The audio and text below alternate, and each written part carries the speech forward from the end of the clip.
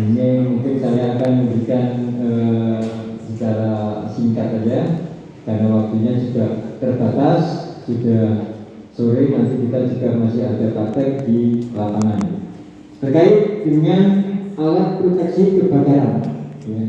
Alat proteksi kebakaran kita hanya sekedar mengulas atau mungkin yang sudah tahu ini sebagai refreshing.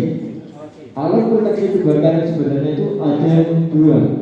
Pertama, alat proteksi kebakaran aktif dan juga alat proteksi kebakaran pasif. Jadi untuk alat proteksi kebakaran sebenarnya setiap tahunnya itu berkembang.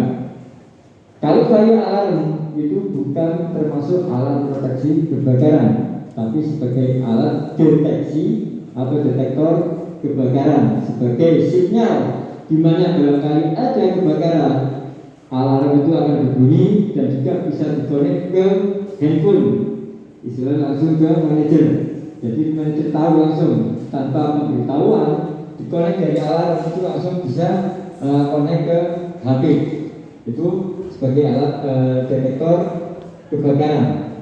Kita untuk alat proteksi kebakaran aktif, ini di mana terjadi suatu kebakaran, alat ini akan bekerja secara otomatis memadamkan api. Ya, jadi ada yang namanya tabung termatik, bomtek, dan juga ada yang namanya sumato. Jadi biasanya alat proteksi kebakaran aktif ini ditaruh di tempat-tempat yang tidak sembarang orang bisa masuk. Paling tidak ditaruh di ruang server. Jadi kalau di ruang server ini kan ruang tertutup, tidak semua orang bisa masuk. Mungkin ruang khazanah, penyimpanan uang. Nah, di situ barangkali ada terjadi kebakaran, dia secara otomatis akan memadamkan api tersebut. Yang kedua adalah alat proteksi kebakaran pasif, yaitu bila mana terjadi kebakaran, alat tersebut harus dioperasionalkan dengan secara manual atau dengan tenaga manusia. Seperti yang kita tahu adalah APAR. Jadi APAR adalah alat pemadam api ringan. Ini adalah di sini semua sudah ada, kecuali yang untuk yang aktif kemungkinan di sini belum ada. Kita langsung ke klasifikasi kebakaran. Biar kita tahu bahwa kebakaran ini ada 4 kelas, ada 4 tingkatan. Pertama, klasifikasi kebakaran kelas A. Jadi kebakaran ini yang disebabkan dari benda padat seperti kertas, kayu, kain, karet dan sebagainya. Nah, kita sudah bisa memprediksi di lingkungan kita ini ada enggak bahan tersebut. Kedua,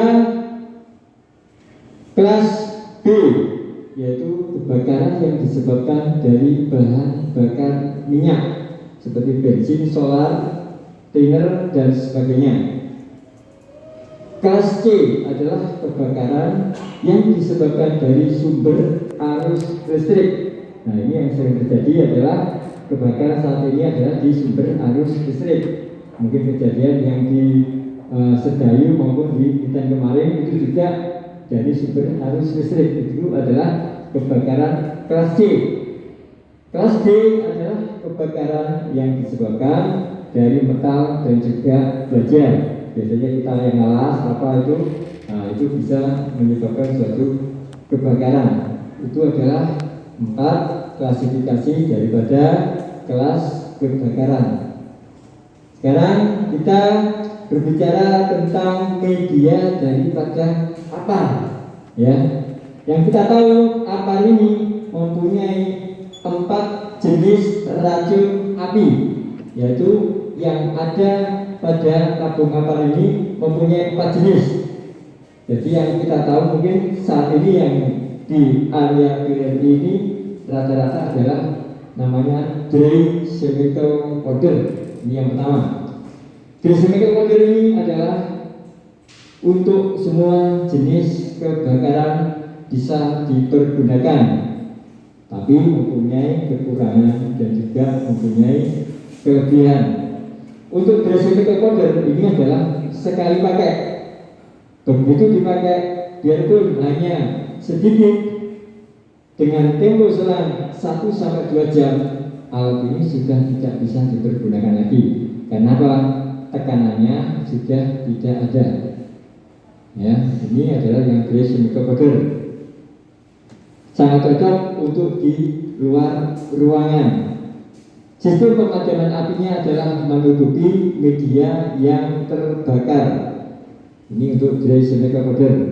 Efeknya adalah debu sangat luar biasa. Jadi kotor. Apabila terkena perlengkapan elektronik, ini bisa menimbulkan polusi.